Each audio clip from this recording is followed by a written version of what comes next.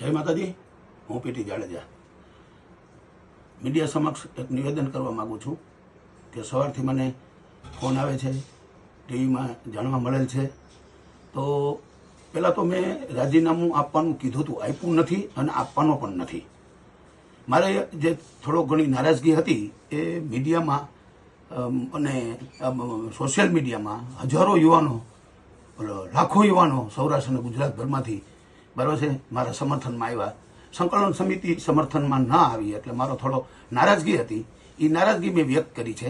હું રાજીનામું આપવાનો નથી, રાજીનામું આપીશ નહીં. આ સંકલન સમિતિ છે, કાયમ રહેશે અને જે આનાથી મજબૂત બનશે. પણ જે મેં આ ક્લિપ મૂકી છે બરાબર છે એ 14 જણાના કમિટીની ગ્રુપમાં મૂકી છે. તો એ 14 કમિટીમાંથી કોણ ફૂટ્યો?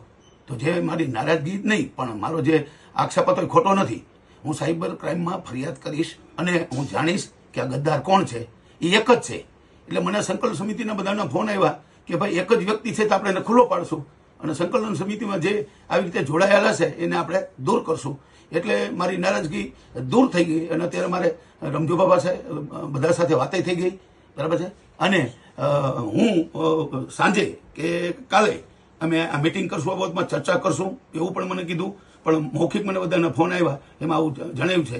એટલે હાલ આપને હું સંદેશો આપવા માંગુ છું, રાજીનામું આપ્યું નથી, આપવાનું નહીં. મારી નારાજગી છે, મેં આપને કહી દીધું. નારાજગીનું કારણ આ હતું, બીજું કાંઈ નહોતું. જય માતાજી. છાત્ર ધર્મ કે આજથી વિશેષ મારે બીજું કંઈ કહેવાનું થતું નથી. મારો